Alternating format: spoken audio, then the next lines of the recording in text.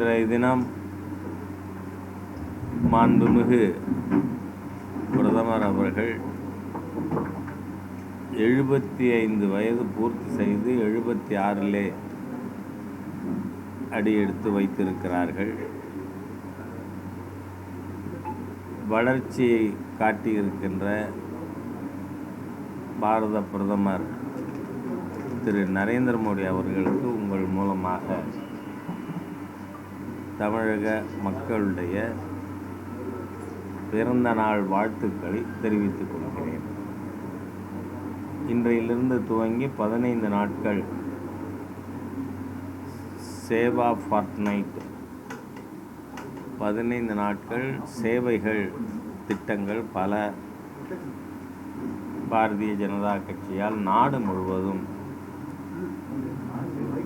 ஏற்பாடு செய்யப்பட்டு இருக்கிறது. அதாவது இன்னிலிருந்து ஆரம்பித்து அக்டோபர் 2 வரை,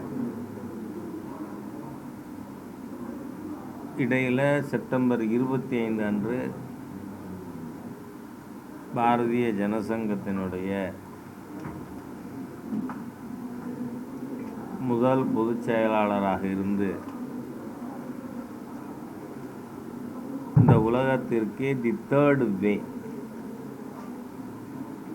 அதாவது ஒன்று கேபிட்டலிசம், அது இல்லை கேபிட்டலிசம் அழிஞ்சு போனால் கம்யூனிசம், இது 2 தவிர வேறு ஆல்டர்னேட் இல்லை என்று கருதிய காலகட்டத்தில் இன்டகரல் ஹியூமனிசம் என்கின்ற சித்தாந்தத்தை தந்த திரு பண்டிட் தீன்தயாள் உபாத்யாயா அவர்களுடைய பிறந்த தினம் செப்டம்பர் 25, அக்டோபர் 2ஆம் தேதி காந்தி ஜெயந்தி. ஆக இந்த 15 நாட்களும் சேவா ஃபார்ட்நைட் என்று நாடு முழுவதும் சேவை நிகழ்ச்சிகள் ஏற்பாடு செய்யப்பட்டிருக்கு. இன்றைக்கி கூட திருச்சியில் இதுவரை 25க்கும் மேற்பட்டவர்கள் இரத்த தானம் வழங்கியிருக்கிறார்கள். மேலும் பலர் ரத்தம் தருவதற்கு காத்திருக்கிறார்கள். நான் இப்போ தான்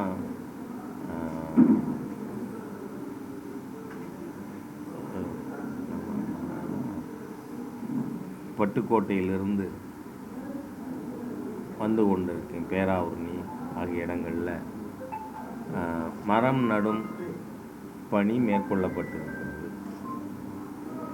ஆகவே இந்த மாதிரியாக பல்வேறு நிகழ்ச்சிகள் ஏற்பாடு செய்யப்பட்டிருக்கின்றன.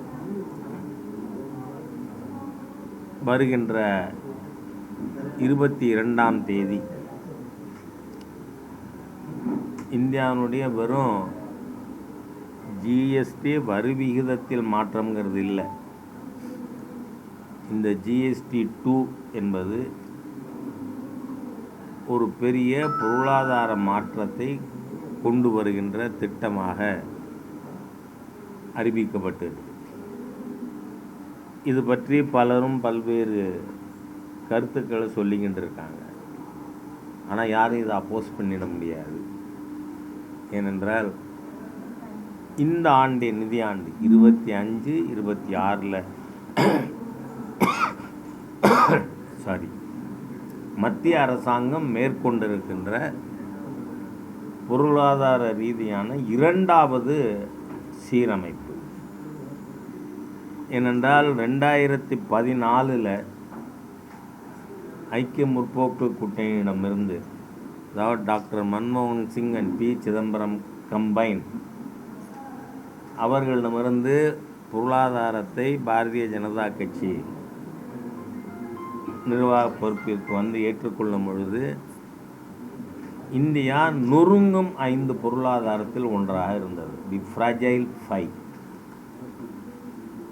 ஆனால் இன்றைக்கு உலகத்திலேயே 4வது பெரிய பொருளாதாரமாக இந்தியா வளர்ந்திருக்கிறது. அதோடு மட்டும் இல்லை,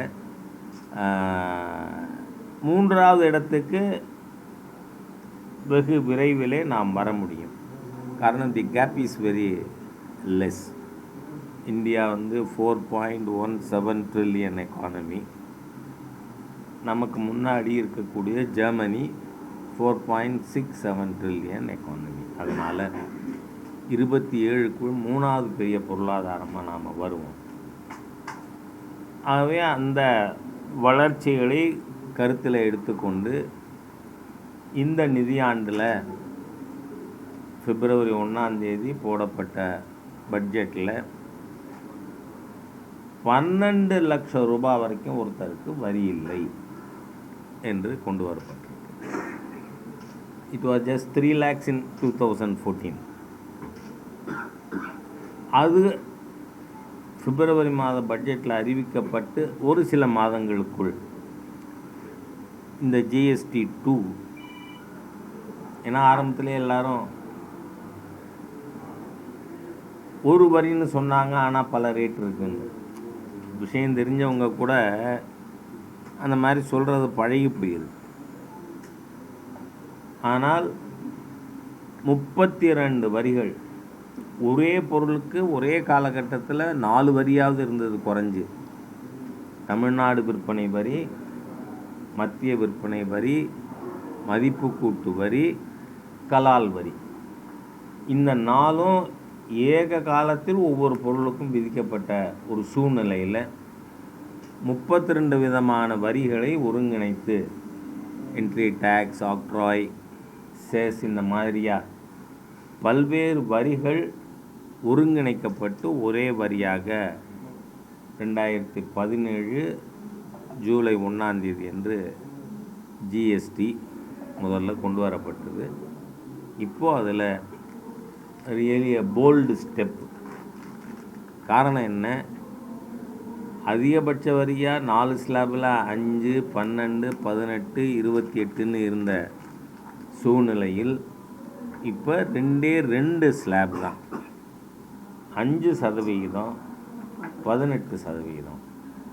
இந்த 12% இருந்த 99% பொருட்கள் classes of goods and services ஒன்று 5 ஆக்கப்பட்டது, இல்லை 0. இன்றைக்கி நீங்கள் பார்த்தீங்கன்னா மக்களுடைய ஒரு பெரிய கோரிக்கையாக இருந்தது இன்சூரன்ஸ். அது என்ன விதமான இன்சூரன்ஸாகவும் இருக்கலாம். லைஃப் இன்சூரன்ஸா, கேட்டில் இன்சூரன்ஸா, அல்லது பொருட்களுக்கான இன்சூரன்ஸா, அந்த மாதிரி எந்த இன்சூரன்ஸாக இருந்தாலும் 18லேருந்து 28% வரைக்கும் அதுக்கு ஜிஎஸ்டி இருந்தது. இப்போது முழுசாக இன்சூரன்ஸை சைஃபருக்கு கொண்டு வந்திருக்கோம், 0%. அதே மாதிரி கேன்சர் போன்ற க்ரானிக் டிசீஸ், அதற்கு உபயோகப்படுத்தின மருந்துகள் பூரா 0% ஸ்லாபுக்கு கொண்டு வரப்பட்டிருக்கு. இதனால் நீங்கள் பார்த்தீங்கன்னா நிச்சயமாக வரி வருவாய் இழப்பு இருக்க தான் செய்யும். காரணம் 18% இருந்த எல்லா கூட்ஸ் அண்ட் சர்வீசஸும் 28% இருந்ததெல்லாம் 18க்கு வந்திருக்கு. அப்போ அவுட்ரைட் 10% குறையுது. அதில் மற்றதெல்லாமும் 12 இருந்ததெல்லாம் எதர் 5 or 0%. ஆகவே இதில் வரி வருவாய் குறைவதற்கு வாய்ப்பு இருக்குது. ஆனால் அதே சமயத்தில் இந்தியா வெறும் ஏற்றுமதி செய்கின்ற அல்லது உற்பத்தி செய்கின்ற நாடு மாத்திரம் அல்ல, 140 கோடி கன்சியூமர்ஸ் இருக்கிற பெரிய மார்க்கெட் இந்தியா. அதனால் முன்னையெல்லாம் பொருளாதார நிபுணர்கள் எய்தர் எக்ஸ்போர்ட் ஆர் பெரிஷ், ஏற்றுமதி செய்யலைன்னா வீணாக போயிடுவேன் அப்படின்னு பேசிக்கொண்டிருந்த காலகட்டத்தில் இப்போது இன்டர்னல் கன்சம்ஷனை அதிகரிக்க செய்யணும். அதிலும் கடந்த 4 ஆண்டுகளுக்குள் கொரோனா காலகட்டமாக இருந்தாலும் 25 கோடி மக்கள் வறுமை கோட்டிலிருந்து மேலே கொண்டு வரப்பட்டு இருக்கிறார்கள். அதனால் இன்டர்னல் கன்சம்ஷன் அதிகமாகணும். அப்படின்னா என்ன பண்ணணும்? பிப்ரவரி 1 வரியை, டைரக்ட் டாக்ஸஸுக்கான வரியை குறைச்சி நுகர்வோர் கையில் அதிக பணம் இருக்கணும் அப்படிங்கிற நடவடிக்கை எடுத்தோம். இப்போது நாம் 10%, 13%, 18% ஜிஎஸ்டி இருந்தது 5%க்கு வந்திருக்கு, சில இது 0%க்கு வந்திருக்கு. அப்போ மக்கள் கையில் அதிக பணமானது இருக்கும். அதனால் என்ன ஆகும், இந்த விலை குறைச்சல்ங்கிறது கன்சம்ஷனை அதிகரிக்கும், நுகர்வு அதிகரிக்கும். அப்போது கன்சம்ஷன் கூடும் பொழுது, டேர்ன் ஓவர் கூடும் பொழுது டேக்ஸும் கூடும். அதனால் அந்த எதிர்பார்ப்பில் நாம் இந்த ஜிஎஸ்டி 2ங்கிற ஒரு தேவையான ஏழை நடுத்தர மக்கள் அவர்களுக்கு கையில் செலவு செய்ய பணம் இருக்கணும்னு பண்ணியிருக்கோம். நீங்கள் இதில் பார்த்தா எங்கள் கண்ணூர் திரு சிதம்பரம் அவர்கள் இதையே இப்போ பண்ணுறீங்க, இப்போ பண்ணதை வரவேற்கிறோம், முன்னாடியே பண்ணியிருக்க வேண்டாமா அப்படின்னு. நீங்கள் 2006 திரு பிரணாப் குமார் முகர்ஜி அவர்கள் ஃபினான்ஸ் மினிஸ்டராக இருக்கும்பொழுது 2006 பட்ஜெட்லேயே சொல்கிறாரு, நாங்கள் 2007 ஜிஎஸ்டி கொண்டு வருவோம். ஆனால் கொண்டு வரல. 2017 நம்ம தான் கொண்டு வந்தோம். ஏன் கொண்டு வரல? அப்போது எல்லா மாநில அரசுகளும், காங்கிரஸ், பிஜேபி, ஆம் ஆத்மி, கம்யூனிஸ்ட், திரிணாமுல், எல்லா மாநில அரசுகளும் ஒரு கண்டிஷன் வச்சாங்க. நாங்கள் ஜிஎஸ்டி ஏற்றுக்கொள்ள வேண்டுமானால் 5 ஆண்டுகளுக்கு எங்களுக்கு ஏற்படுகின்ற வருவாய் இழப்பை மத்திய அரசு ஈடு செய்யணும். அப்போ என்ன ஒன்று புரியுது நமக்கு, ஜிஎஸ்டி இம்ப்ளிமெண்ட் பண்ண ஆரம்பித்தா மாநிலங்களுக்கான வருவாய் குறையலாம். அது எல்லா கட்சிகளும் எதிர்பார்த்தது, எதிர்நோக்கியது. பிஜேபி ஒப்புக்கொண்டது. மாண்புமிகு பிரதமர் மோடி அவர்கள் தலைமையிலான அரசாங்கம் ஒப்புக்கொண்டது மட்டுமில்லை, 5 ஆண்டுகளுக்கு நாம் ஈடு செஞ்சுருக்கோம். அப்போது மொத்த ஜிஎஸ்டி குறையலாம். அதையே மத்திய அரசு ஈடு செய்யணுங்கிற கண்டிஷனையும் மத்திய அரசு ஏற்றுக்கொண்டு இருக்குன்னு சொன்னால் அப்போ எப்படி ஸ்லாபை இன்னும் குறைக்க முடியும்? ஸோ ஒரு இர்ரேஷனல் ஆர்குமெண்ட். அது திரு சிதம்பரம் மாதிரி ஆட்களே அப்படி ஒரு ஆர்குமெண்ட்டை வைக்கிறது அரசியல் தான், வேறு ஒன்றும் இல்லை. அவர் அரசியல் பண்ணாமல் அவியலாக பண்ணுவார், ஸ்டாலினோட கூட்டணி வச்சுருக்கார்.